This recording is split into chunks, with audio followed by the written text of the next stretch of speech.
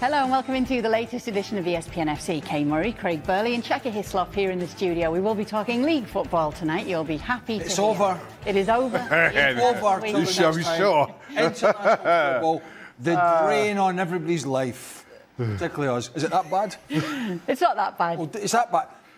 Yeah, I'm not. Okay, we're done with that. We've got a lot to look forward to this weekend, including the big one in Germany. It is Bayern Munich against Borussia Dortmund. Alexis Nunes, many of our team members are over in Germany ahead of it, sampling the local cuisine and some Bavarian delights.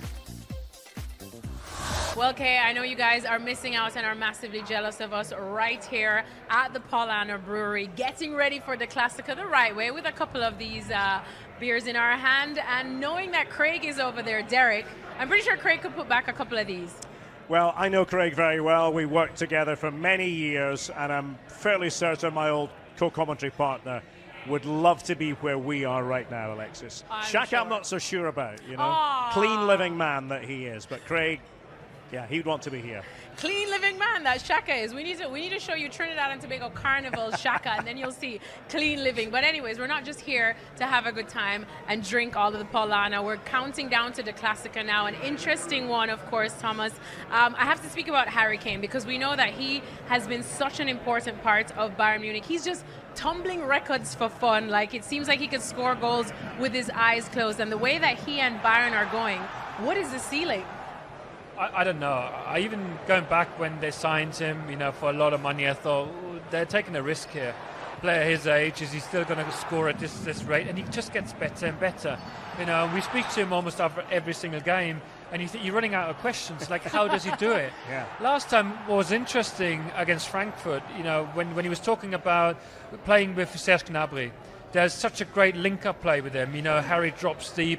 And that's why when Jamal comes back, Jamal Musiala, that'll be interesting to see how his positioning will change. But overall, the way it's going now, you can't praise him enough. He loves it. And I think people in England, they want him back. But there was signals that he doesn't really fancy going back. And that is the best compliment you can make to any club. Yeah, it looks like he's right at home here in Munich. But you know what? I'm sure the Dortmund fans will be like, all right, you have Harry Kane. We'll raise you our Guerassi. He's been absolutely brilliant too, Derek. And we were having a little conversation earlier on because we know that Dortmund are in the business of selling their best players here and there. And we were talking about the fact that could anybody else be interested in him? Could Dortmund actually hang on to the player that's playing so well right now? But you were saying that there probably might not even be a market for him. Why is that? Well, I think you look at his age, you look at his history a little bit. He's come to prominence, certainly in the Bundesliga these last few years. Firstly with Stuttgart and then with Borussia Dortmund. He fits Dortmund the way they want to play. I think under Niko Kovac, he's a natural line leader. Thomas mentioned there Harry Kane drifting into deeper positions. You're not going to see that so much with Guirassy. You know what you're going to get with him. But remarkably consistent, same goals and appearances in all competitions with Dortmund, as was the case with Stuttgart. And selfishly, as a Bundesliga commentator, I actually hope he stays in Dortmund. Why would I want it to be otherwise? Yeah, exactly, because we want a title race. We absolutely want a title race. And I know, Hitz, you think that if Bayern do win on Saturday, the title race could very well be over. We don't want that. But tell me, how do you see this game going and some of the key matchups that you're looking forward to? Yeah, I mean, we talked about Harry Kane on end, and that's just different formations as well. You know, with Dortmund playing 3 at the back or 5 at the back, that's interesting because sometimes you see them marking man for man. So a lot of things are possible that we can think about, but in the end, it's got to be the key players. I think Serge Gnabry is in very good form. He could shine. We've discussed Olise in the past many times. So the front players are excellent. But I want to take this opportunity and praise Jonathan Tah because we often talk about big signings. Yeah. He was on a free, but I think he is one of the main reasons why Bayern is so stable defensively. He's organised the back four, and to me, he's one of the standout players. And then for Dortmund now, how do they contain this Bayern? Because, of course, Bayern are unbeaten, but they're just flying high. Dortmund are also unbeaten. But, Derek, how do you see this one going? Well, I think Dortmund have been doing it this season in a somewhat minimalistic way. And by that I mean not necessarily creating a lot of chances, but taking their chances when they come their way. Defensively, very solid. Nico Schlotterbeck being back. He's had a bit of an infection this week, but hopefully in position in time for the game. Schlotterbeck being back, a huge boost. I think the transitional moments are really crucial for Dortmund. I think with somebody like Karim Adeyemi, who can do damage and has done damage in this fixture, they have a card that they could play that might trouble Bayern. I think the problem is this new incarnation of Bayern is not what we saw last season. It's an improved Bayern, but I think Dortmund can stay with them. They're a level below Bayern, but I could see them taking something from this game. All right, well, 2 more sleeps, and it will finally be the day of the Classica. It all goes down at the Allianz Arena and, of course, on ESPN. But we're not going to sleep anytime soon because Derek has told us how much fun commentator Craig is, and we wish we knew that Craig. But we're going to try to put back a few of these, right? In Craig's honor. Craig, this one's for you. Craig, this one's for you. Prost. Prost. Zum Wohl, Craig. Thomas Hitzelsberger's going, who the hell's Craig? Everybody knows who you and are. by the way, Craig. Derek Ray, right, he couldn't even finish that pint. He can't drink chicken soup. I'm telling you, get drunk on a cup of chicken soup. You have been. Is that the traditional? By the way, we've got to change that. Every time we send somebody abroad, they do a piece from a restaurant. I mean, somebody's got to come up with something new here. I'm serious. I like making paella outside. Yeah, well, that wasn't my idea. Stuart Robson's actually in Germany. Yeah, I thought we were sending all our best people. Rob was there. I think we have. Oh, Rob. Let's annoy Rob. I mean, Robbo's there. Robbo's in Germany, but he wasn't with the crew drinking well, the no, beers. well, he's a very unlikable character, isn't he? Robbo, I thought you might have wanted a bit of bratwurst or schnitzel, and here you are, all on your own. Well, I was. They didn't want me in the shot in the first place. They didn't think that I knew enough about German football. They didn't think I wanted to have a beer with them. But Derek wanted to spend a little bit of time with me, making sure the pronunciation of all these dishes and show me what German food was like. So I had to sit down with him for 10 minutes to listen to him prattle on about it. But there we go. That's the good Derek. news is we've actually got the footage. We've actually got the footage of the pronunciation lesson from Derek Ray for Stewart Robson. Here it is. Yes, welcome to our Bavarian kitchen, and we have 3 dishes to introduce to Stewart. You haven't cooked them, though, have you? Would you like me to have cooked them? Not or really, no. Probably not, no. I can tell you I did not cook them. But I can tell you what each one is. Yeah. So, starting here, this is Eisbeinhaxen mit Knödel. Yeah. Could you guess what that might be? It looks very much like a pork knuckle to me, with a couple of dumplings. Did you cheat? I might have done, no, but it is. I can see it's pork, and I can see there's some dumplings. Yep. I might just have a little taste of this one. Okay. I'm not a pork lover, so I'm going to have the dumpling. Let us know. Stuart, the taste tester here. Tastes like a dumpling, yeah. Very All nice. right. Yeah, good. Okay. Now, in the middle, we have traditional Wiener Schnitzel vom Kalb. What would that mean to you? Vom Kalb. From the calf. Yeah, so veal. Veal. Now, my wife doesn't let me eat veal. She's totally against it. But I won't tell. As she's not here, I'm going to dig into this. Okay. Very good. And also Very good. mit I'll have a little bit of the Preiselbeeren with cranberries. That's very traditional here. Sets it off nicely. Yeah, it's a nice contrast. Like that, yeah, that's good. Okay. And last but by no means least, we have Ente mit Knödel und Rotkohl.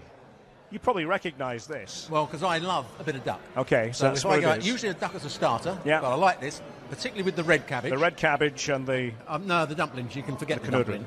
Okay. But the red cabbage, Give it a go. give it a go, here we go.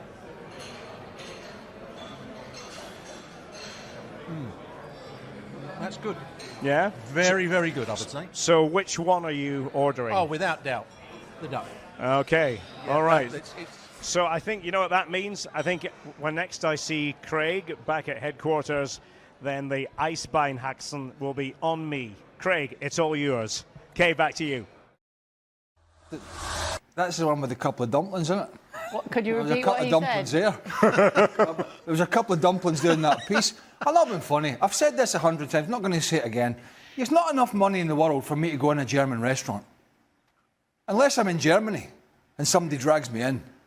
I mean, it just looks awful, doesn't it? Is it because you can't say the names? No, it's because the food's terrible. Stuart, is The whole the food of terrible, the whole of though? Germany. You've tried it now, and you usually, I know your taste for food, Stuart, but is this to your liking, German foods? Well, some of it is just like English food, really, isn't it? I mean, it was a bit of duck. Meat and potatoes. With some red cabbage. Oh, yeah, meat and potatoes. What was new about it? I mean, Derek's called it all those names, but in fact, I don't even think he knew what he was talking about. I don't think he knew what he was talking about or what they were. He didn't try them, did he? He says he loves Germany. I never saw him try any of it. He was very into. Are we doing any football in this show? No, culture over strategy. International football will do this to you. It'll drive you to insanity about different stuff. Actually, we should have done this the last 7 days, shouldn't we? With the German restaurant? Just people. But, you know, like, it's hardly an Italian, is it? You know, you go in there and they just produce, the chef puts something new and he'll do a nice pizza for you. I think we needed to get Craig over there to see if they can change his mind. Well, two things. I don't think I'd be a fan of the food, and I couldn't listen to that for 3 days. Well, you just waffling did. On about enunciations. You just did. Yes, that's all we're going to bring you from Germany tonight, because tomorrow there will be a show. But there's no. We're not talking about from Munich. Massive game coming up in the Premier League this weekend. Liverpool taking on Manchester United. Liverpool with those 3 straight losses in all competitions behind them. Manchester United looking to make it back-to-back wins in the Premier League for the first time under Ruben Amorim. Just taking a look at the tail of the tape this season. It's not quite the magnitude maybe it once was between these two sides, with Liverpool in second and Manchester United in 10th right now. However, Liverpool's record behind them not so favourable as it stands, as we welcome in Mark Ogden to talk more about this. Stewart, Robson still with us. Let me start with you though, Craig. Who needs to win more, Liverpool or Manchester United? Well, bearing in mind, you know, we've had that ridiculous statement from Sir Jim Ratcliffe about 3 years, you know, to give Ruben Amorim. They got the win against Sunderland. There's hardly anything really to embolden you, but it was a win. And I think most observers would expect, albeit Liverpool have sort of flattered to deceive for the bulk of this season, I think most observers would expect Liverpool to win. So I think in that sense, barring an absolute pasting, Ruben Amorim can sort of probably wave this one off. I think the bigger of the two, I think the one that needs to win more is Arne Slot. I think there's a lot of questions there. There's a lot of questions about their performances. It would be 4 defeats in a row. It would be a defeat at Anfield. It would be a defeat by a very bad Man United side. And it would just bring up more questions. We don't know what the lineup is going to be for Arne Slot. Does Florian Wirtz play? Does Szoboszlai play right back? I don't think that will happen, but we've seen it before.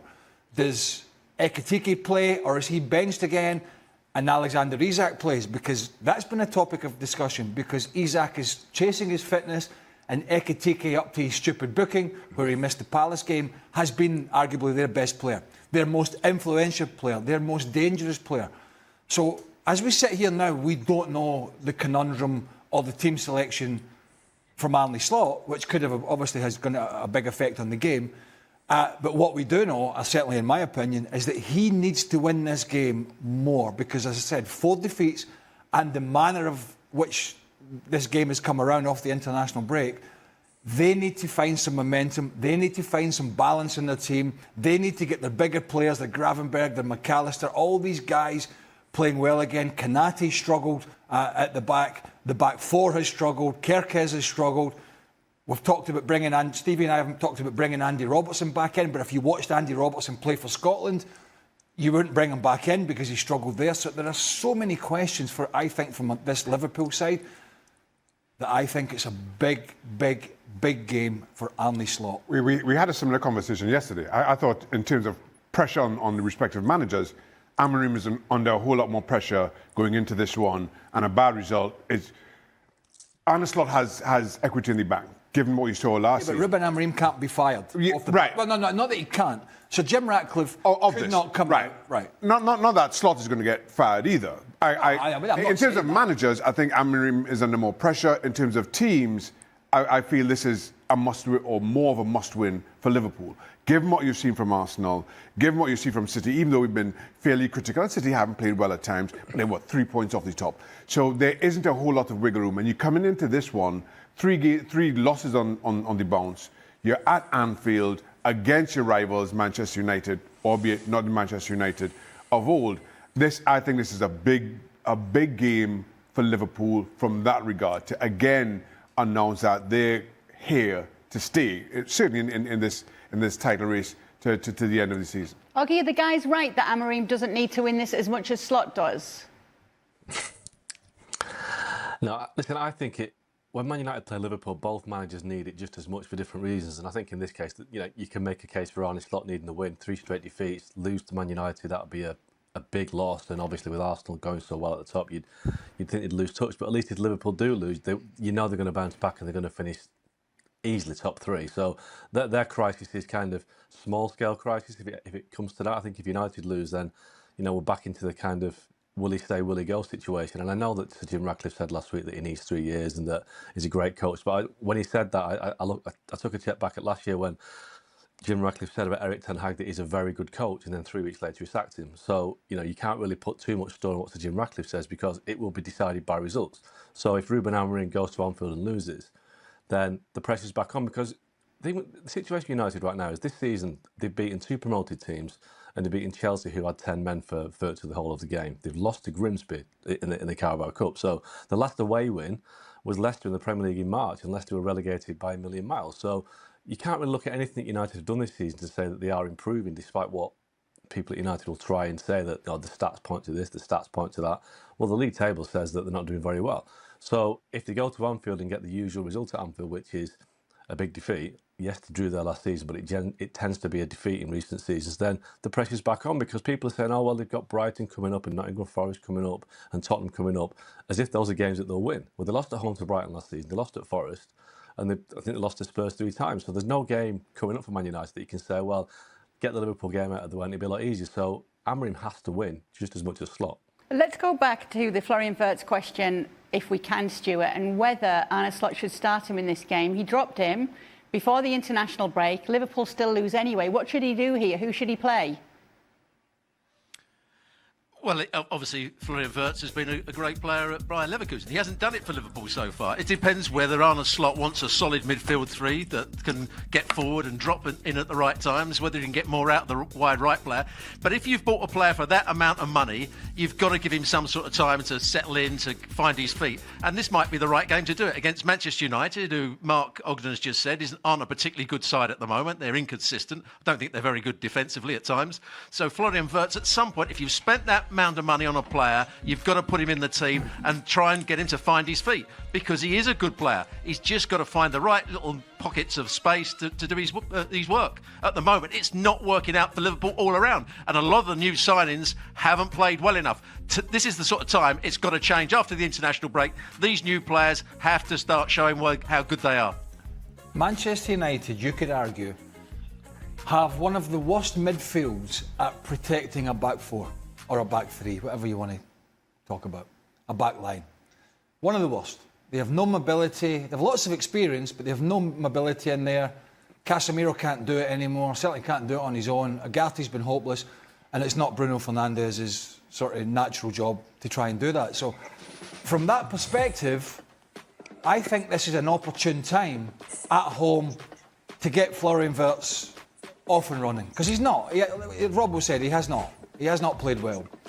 And it does take time sometimes to come into a new team. But if they could ignite him at home against one of their biggest rivals historically, against a team that is weak in that position, against a team that he's probably going to get some space in to operate, which is what he wants, and then it's up to him to go and deliver. I think this is the perfect opportunity to build his confidence, to get on the ball, to create things, to make things happen, to get the Liverpool crowd going, wow, this is the player that we thought we were going to get. This is the Florian Wirtz from Germany. This is the guy that is this huge transfer fee. And I think at some point he's going to have to do that, Arne Slot. And I think this is the perfect opportunity because I think it fits the bill. Because United are very weak in that area. Whether he will do it or not, I had this conversation with Stevie. He doesn't think Florian Wirtz will play. Rob, the boys have touched on a more solid 3 in midfield. I don't know.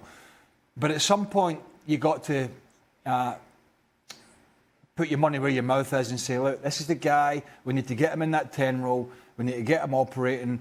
And there are fewer teams, if any, in the Premier League that are going to allow you a lot of space in that area. And so I think it fits the bill to get him into the team. And let's talk about team news for Liverpool, continuing on this conversation if we can, Mark, and the injury list here. What's the situation with Konate? It's a doubt, isn't he? He's a guy that might struggle, and obviously when Konate's not fit, then they have got a problem because they haven't got an abundance of centre-half, having missed out on Mark Gray. So they really need Konate to be fit. I think it's 50-50, maybe even less than that. So Liverpool have got a problem. So what do? Do they bring in Joe Gomez, who we know can do a job, but is he ever going to be fit?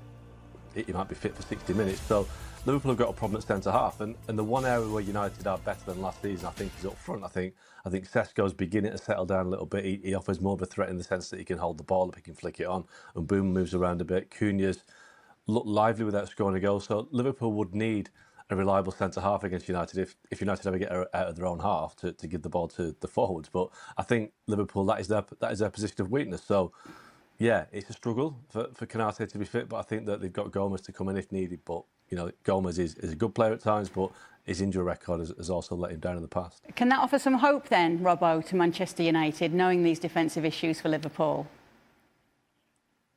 Yeah, because they haven't defended well this season, even with Konate in the side. He's made the mistakes. Van Dijk hasn't always read the danger particularly well. The two fullbacks have struggled, whoever those fullbacks have been. So there is space to create against Liverpool at the moment. And as Mark said, Sesko is starting to show that he's got some ability. I thought it's taken him a little bit of time to get going. And Burmo, I think, has been excellent. He's got that little bit of pace. I think he's found the right position, or that sort of inside right position. And Cunha, we know, has got talent. So if those three players can get the ball into those three players with any sort of quality, they will cause one or two problems. But as Craig said, can that midfield of Manchester United, the wing-backs of Manchester United, get the ball into that front three with enough quality? I'm not sure they can, and that's why Liverpool should dominate the game, and why the front players for Liverpool should be the most demonstrative players on the pitch.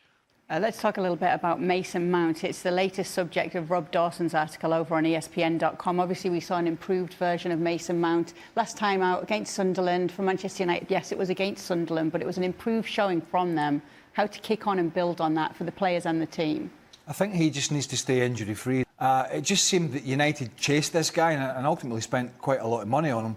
And it wasn't necessarily a player, I think, in a position that they were desperate for at the time. But nonetheless, when he has played this season, I think he's looked sharp. And I think he is a player that Amorim likes. And yeah, I mean, it's good to see that he is injury-free. He needs that to continue. But he's tidy. He's a tidy player, and he works hard, and he creates, and he scores the odd goal. So I think it is important that he's fit again. And when I've seen him play this year, he's looked quite lively. That really doesn't concern me, that kind of area of the field for United. I'm not, and Robbo touched on it. They've got some good players there, and if they get the service to them, I think ultimately, they'll certainly cause teams more problems than they did last year. These kind of players don't really worry me. It's kind of the rest of this jigsaw that concerns me. And so, yeah, it's important having these players fit again, but you can only do so much. If the other part of the team is crumbling, then there's only so much the front line of this side can do. But, yeah, it's good to see Mason Mount back fit. As, again, I touched on Reece James, who's a very, very good player. And he just seemed to have injury after injury after injury. And it seemed that Mason Mount was having the same, and sometimes psychologically, and my God, Robbo and I can attest to this, having spent hours and hours on treatment tables and at different physios. It's soul destroying, and you go out and you're searching for the answer to these problems. And sometimes the more you search, the more difficult it is, and the more problems you get, because you're just trying. You can almost trying too hard, and you're going to this physio and that doctor, and you're trying this rehabilitation, and I don't think supporters understand really what, at times, maybe some do, but I really feel behind the scenes, this is the part of the game that the paying public, the supporters, they don't see it. They don't understand what players go through. That mental torture of wanting to be on the field to help your teammates and your manager, and having 20 minutes here and 10 minutes there and another 2 weeks on the treatment table. It's very tough for any player. So good to see Mason Mount back fit, and hopefully he's going to be an asset to this United side. Absolutely. Let's take a look at the predictions from the panel then for this game ahead. Mark Ogden, 4-1 to Liverpool. What would a bad result like that mean for Amorim, Mark? Well, it'll just mean that the pressure gets cranked up again. I don't think this game, decides Ruben Amorim's fate. I mean, Eric Ten Hag survived a 7-0 at Anfield for a few more months, but it will kind of set the tone for what comes next. But I mean, the reason they've gone for 4-1 is because they've already conceded 3 at Man City this season. They conceded 3 at Brentford. And as Craig's been saying, that United midfield is just not equipped to deal with Anfield. It just isn't. When Liverpool are good, they come at you in waves. And just the prospect of Casemiro on his own with Bruno Fernandes running all over the pitch, waving his arms in the air, it's terrifying from a Man United perspective because they're just not going to be able to keep Liverpool at bay. So I can see, Liverpool pouring forward, getting a bit of joy because Liverpool's confidence is low. But if they get an early goal and the fans get behind them, it will be an ordeal for Man United. And I just don't see how United can somehow keep Liverpool at bay. They just haven't got the legs, like Craig said. They haven't got the legs or the mobility midfield. Mason Mount is an interesting story at United because he's a very good player, very good technical player. But he's a player they didn't need. He basically plays the same role that Bruno Fernandes wants to play when he's at his best. What they needed was a defensive midfielder who could run, keep the ball and move the ball, and Adam Wharton or Carlos Baleba, but they haven't gone for that. And this summer they had the opportunity to do it again, and they decided to sign 3 forwards instead. You could argue that they didn't really need Sesko. They could have maybe taken a chance on Højlund again this season, which is debatable. But the question is, would you be better with Højlund up front and a world-class centre midfielder, or Sesko up front and Casemiro in midfield?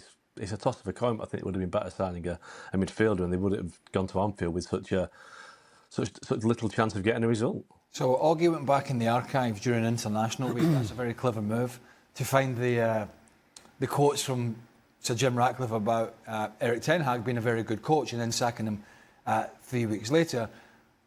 But he didn't come out at that time with Ten Hag and say we're going to basically give him 3 years. Augie, that's an unbelievable statement to make. Bearing in mind we have witnessed what we have witnessed with this manager, and then potentially having to renege on that is going to make you look even more clueless than you've shown yourself to be thus far. Yeah, but he said that about Ten Hag having just given him a 2-year contract, so he's almost kind of given the same sort of commitment with Amorim. But no, you're right. I mean, but what will happen is, as you know, that results will dictate it all, and if results are bad, if they lose at Liverpool, then they have got 3 very difficult games. Brighton at home, Forest away, and Tottenham away. They're games that United lost last season, and Amorim's system, as we know, they're struggling with it right now. The players don't seem to buy into it. Everybody knows what United are going to do. I mean, preparing to face Man United must be the easiest job in the world right now if you're a Premier League manager because you know exactly what they're going to do. So Amorim has to start getting some results.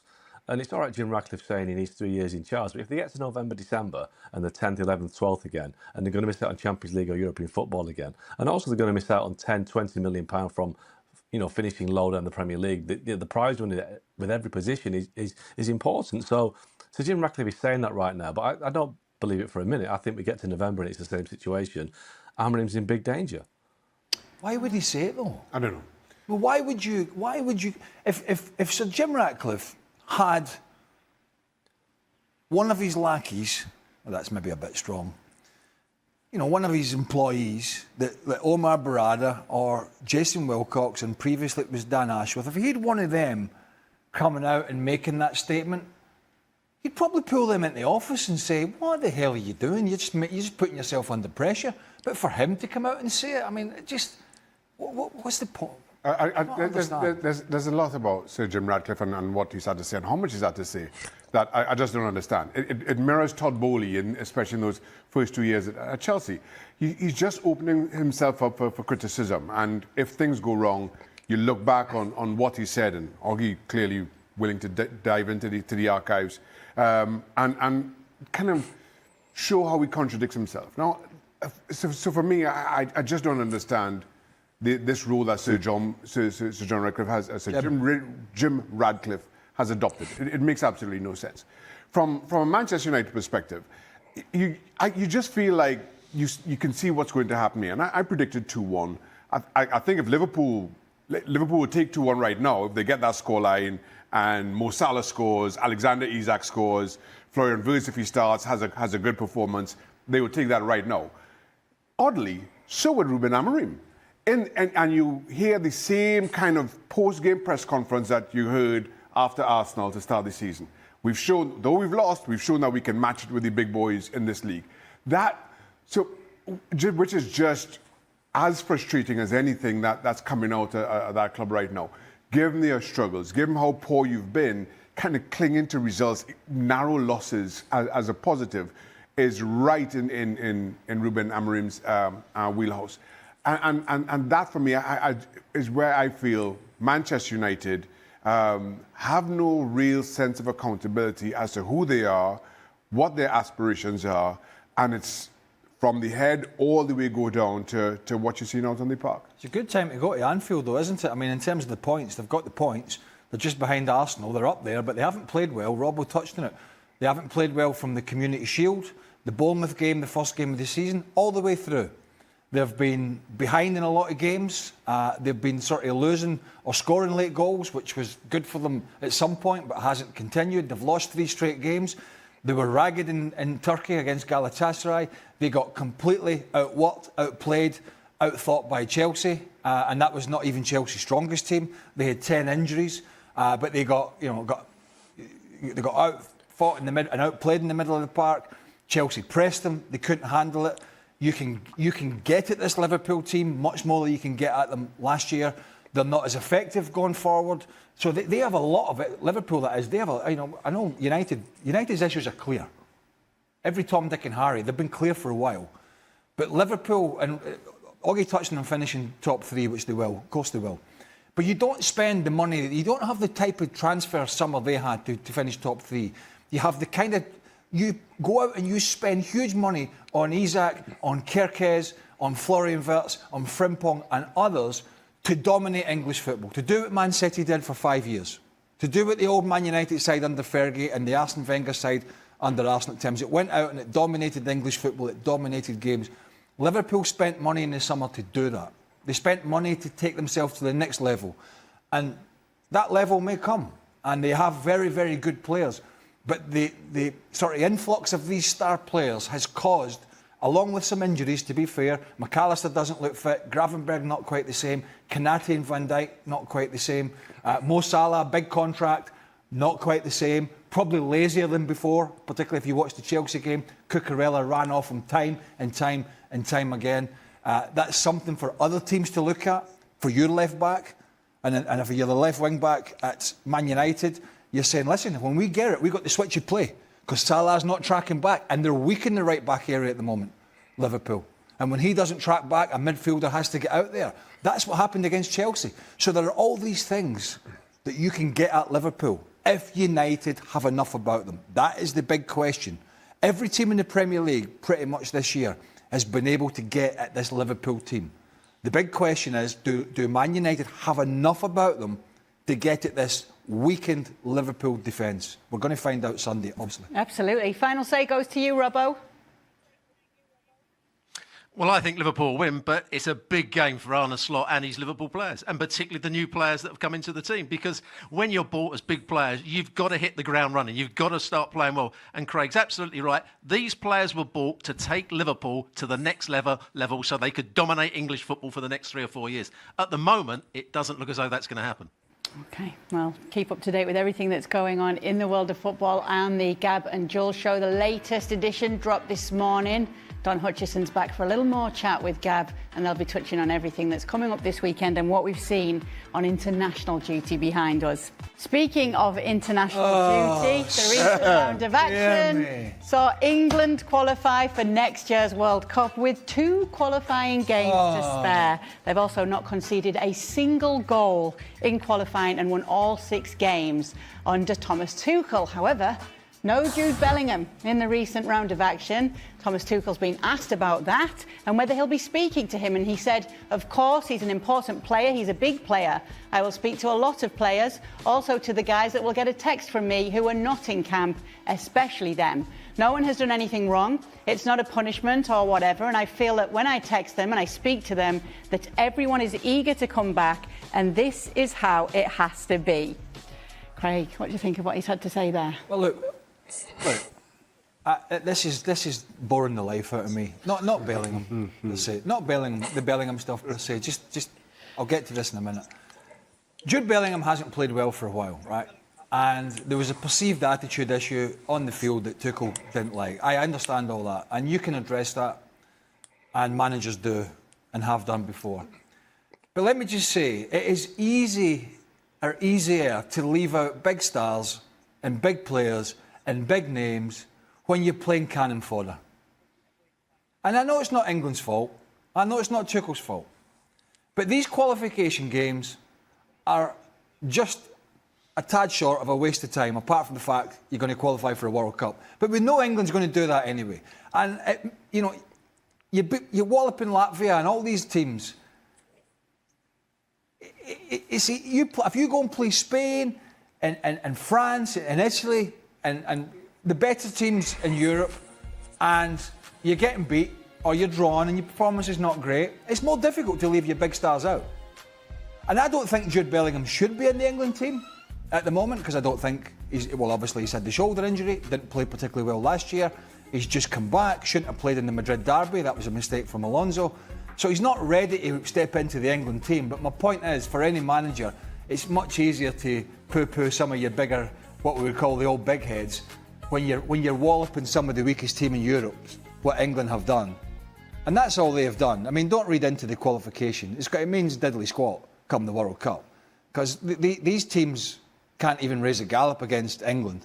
So, the crunch will be when he needs his big players in the big moments, at the big tournaments, in the knockout rounds of the World Cup. That will be the crux of when he goes to the well in these games, who's he going to go for? Easy to talk about it now when you're walloping the Latvias of the world. More difficult when you're playing the juggernauts of international football, like the big European teams, like the big South American teams.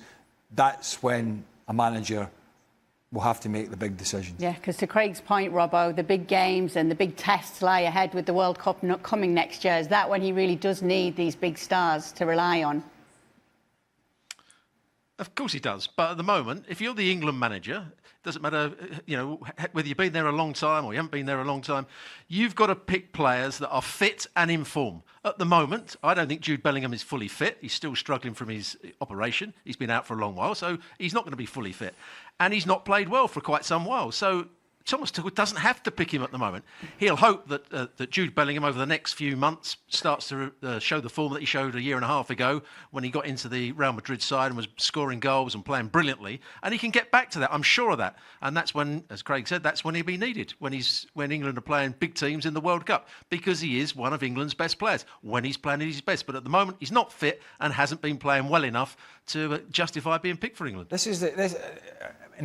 Before Oggy or Shaq want to step in, I think this is nothing against England or Thomas Tuchel, right? They have to. You can only play what you can play. Your group is your group. They're way too strong, and this is what UEFA have been talking about, and making it a little bit more exciting. I mean, I don't think that's going to happen, because qualification is qualification, and this is probably always going to be the case. But I think this, from an English perspective, if I'm looking from the outside as someone who lived in England for the best part of 25 years and played down there, is that this is where England and England supporters get, and maybe some in the media, but maybe not all, get carried away. And all of a sudden it's like, Thomas Tuchel's come in, he's ruffled a few feathers, he's talked about some supporters and he's talked about the atmosphere, but he's got these great results against these weaker teams. And all of a sudden now it's like, oh, we've finally found the man, this is the guy, he's going to take us to the promised land and all that. And I do feel you'll get a bit carried away with these qualification results.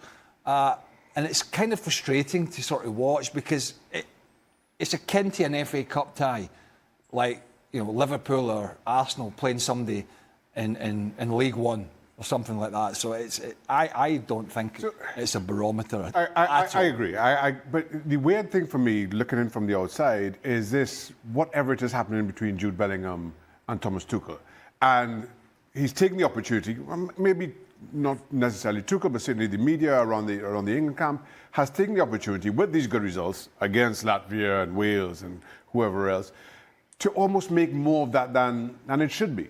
And as everybody has alluded to, Bellingham doesn't deserve to be in the England squad right now, but yet still, he's a topic of discussion because of whatever it has happened between those two. Yet, certainly we all agree that come the World Cup, he'll be there, and he'll have to play a significant part, an important part, if England are to go as deep in this tournament as they're expected to. So I just don't understand why all the noise about Bellingham. We know how this story is going to play out. Yeah, I would be interested to know if you're hearing anything behind the scenes, Oggy, on this whole situation with Thomas Tuchel and the big England stars. Obviously, the players that he has been picking have been delivering for him, albeit against the opposition they've been facing. Yeah, there's been chat for a while about Bellingham, probably going back to the Euros, where it's a squad of 23, 24 big egos, and we have to admit that if you play at that top level for a top Premier League European club and play for England, you have to have an ego to perform. And there's a suggestion that his ego is bigger than others, and he wasn't massively popular within the camp during the Euros. There was that incident in the final where he gave Gareth Southgate a dressing down during the game. So he rates himself, Jude Bellingham, and I think it rubs people up a little bit, especially when he doesn't do his share of the media commitments that the other players do. Harry Kane is much more important to Bayern Munich in England than Jude Bellingham is to Real Madrid in England. But, Jude Bellingham doesn't do the same kind of media work that Harry Kane does, and I think it rubs people up the wrong way in the camp. But in the sense of why we're all talking about it, well, I mean, the reality is when international football comes around, as the guys know, you have 10 days, 2 weeks of nothing happening, nothing interesting happening. There's no Premier League, no La Liga. So you basically got England. So for 5 or 6 days, you've got nothing to write about or report about than England. And the problem is that issues that aren't really important, like can Morgan Rogers play number 10, become big issues. Jude Bellingham suddenly becomes a 3 or 4 day issue because there's nothing else to get into. So, and that's the thing. He's a big player, he's a world class player, he's a world name. So people are going to talk about Jude Bellingham. But the reality is, there's no way he's going to miss out on the World Cup unless he's not fit, because this is Thomas Tuchel's only chance to win a World Cup. This is he's like got one shot at the World Cup, so he has to take Bellingham. He might not like him, he might not play him, but if he goes to the World Cup and England lose in the second round of the quarterfinals and doesn't take Jude Bellingham, we're like, well, hang on, Thomas, you've left a Real Madrid midfielder out of your squad, so what's all that about? So he'll take him primarily as an insurance policy to avoid being criticised for not taking him. But when it gets to the World Cup, what's happened against Wales, against Latvia, against Serbia, Morgan Rogers has played really well. But you can't judge him against those teams. You can't judge him against Latvia when the reality is he's going to be measured against France and Spain and Brazil and Argentina, all the teams that England never beat at major finals. So this is the problem. These easy games give you a false picture. Thomas Tuchel's first real challenge could be his last game in charge, a knockout game at the World Cup. So that's why you have this kind of phony war before a tournament, because everybody knows that England are going to coast through the tournament, and coast through the qualifiers and get to the World Cup and have the same situation again. When they really, really need their big players to step up against France or Spain, they don't. I think this is a big. I do actually think, even though I've been sort of rubbishing some of the results, it's not rubbishing them, just the standard of opposition.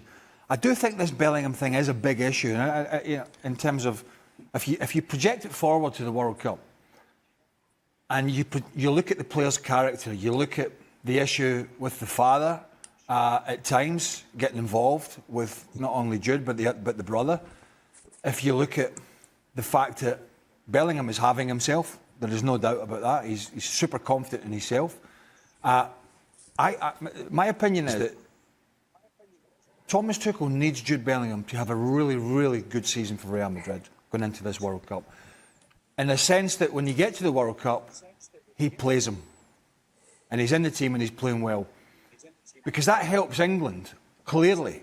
But if he's got a Jude Bellingham who his form is average and he takes him, and as Oggy said, no guarantee in that case he plays, what's the problem then in the squad in the hotel? When you're 5 weeks away, 6 weeks away in North America, and you've got a superstar who's brooding, who's unhappy, who may be a problem. Not saying he is, may be a problem, because he thinks he's the best player, he thinks he's the top man, but he's not in the team. That's going to be a real headache for the camp. I've seen it. I've seen it. I've seen managers kick players out of camp. I've seen players walk out of a World Cup camp when they were told they weren't the number one player, the number one goalkeeper. I saw Andy Gorham do it. He left. And I think Tuchel needs to have Bellingham, for various reasons. For football reasons, he needs him to be playing really well. But I think for the camp reason, for the squad reason, he needs him to be playing well so that he can put him in the team. Because if he's not in the team, the management of this player, I think, during a major tournament could be an issue. And that is going to be, I think, really intriguing to watch. So I think the form of Jude Bellingham is very important for Thomas Tuchel going into this World Cup here in the United States in 2026. Award. And so we're taking a look at the latest list of nominees, and I need to call on your expertise here, Shaka, because when it comes to how these were picked... What's the criteria? Are you ready? Yeah. It is a list composed of players chosen on algorithm by Football Benchmark Index, and the view is to empirically choose the strongest talents in international football. So what would you make of this, Shaka, given that you are the expert on algorithms? My name is drawn to Desiree Doué. And the only name that kind of, well, the name that resonates higher than everybody else's, given his form, given the role he played with PSG and their successes last year, and it was by no stretch of any imagination a bit part role. So for me, while incredible talents, no question throughout, Desiree Doué by far had the best season last year. Yeah, no Lamine Yamal on this list. Also, I think he's nominated for the senior award on this, which automatically knocks him out of being nominated in the Golden Boy. He got it last time as well. It's a real choker. Anyone stand out to you, Robbo? Well, I'm going to be biased because I watch Barcelona a lot, as you two do as well. And Kabasi, we always talk about forwards and midfield players, you know, the creative players. But Kabasi at 17 has been absolutely outstanding for a year and a half now. To understand what his manager Hansi Flick wants in playing a high offside line. He's not the biggest, he's not the quickest, but he's just been brilliant ever since he got in the team. He looks so composed, he looks as though he's got a great football brain. So I would go with Kabasi. Okay. But it's been a bit of a tricky one from this year, hasn't it? I mean, which I'm sure is not in the algorithm. Maybe not. But he's been part of a... Maybe that algorithm needs tweaking. I agree with Robbo. He was great last year, and particularly for a teenager. Say the word, Kay, I know. Particularly as a teenager playing that very risky defensive line that they played, but played it pretty well for the most part, along with Martinez, who was very experienced beside him, which I'm sure was a huge help for him. He hasn't got that this year, which is part of the reason he struggled and Barcelona have struggled. But yeah, he never got much of the headlines when he came into the side because all the headlines were going to some of the other stars, particularly Lamine Yamal. But he did stand out as a youngster who came in and wasn't fazed by, you know, some of these big physical players he was up against in La Liga. So yeah, but I agree, Desiree Doué was just part of that outstanding story, wasn't he? A few Premier League names in there as well, Mark. You're seeing the likes of Nwaneri, also Nico O'Reilly's in there. Yeah, Archie Gray and Lucas Bergvall, which I'm surprised at because they both had, you know, okay seasons at Tottenham, but the Golden Boy. Listen, I think Lamine Yamal should be in it. I think he probably won't win the main award because that'll probably go to Dembele. So if he misses out on that one, then he's the best young player in the world. He's 18 years old and he's not nominated for the Golden Boy. It just seems ridiculous. So the algorithm needs to be tweaked. I think next year when he's 19, he'll still get in it. All right. Yeah, I mean, I'm big into that. It needs to be tweaked. Just speak to Shaka, say the word, and Shaka will get it all sorted out. But that's how. I've never heard of that before. Just another. Is this a new thing? The Golden Boy? The Golden Boy. No, it's been around for a little while. Is it? Yeah. Just thought it was another one of these made up, so we could give a medal out to somebody. Well, you know how everybody has to have a medal? There's like the school race where every kid has to get a medal, even the one that comes last by 50 yards, in case he gets upset. Just celebrating the games, youngsters. Okay. It's true, isn't it? We're not all so young anymore, though. Stewart Robson needs to go to bed now. So well, I don't know. I mean, he does look as if he's in a funeral parlour. He might have a couple of services. Big show tomorrow, as the show's coming. Well, from I've had a word with the producer. I had a word with our producer and said what a bad background it was, but he took no notice of me, Freddie. No, took no notice whatsoever. Have you got any services to do when we leave? Like, you know, go out in the hearse? Well, Kay's dressed for it. No, thanks. You've got to learn your German pronunciation, Stuart, so I'll let you go get some rest, OK? Well, we know he's not going for a pint with Derek. I will do. We know he's not going for a pint with Derek because he was in his bed about 7 p.m. German time, which is quite a good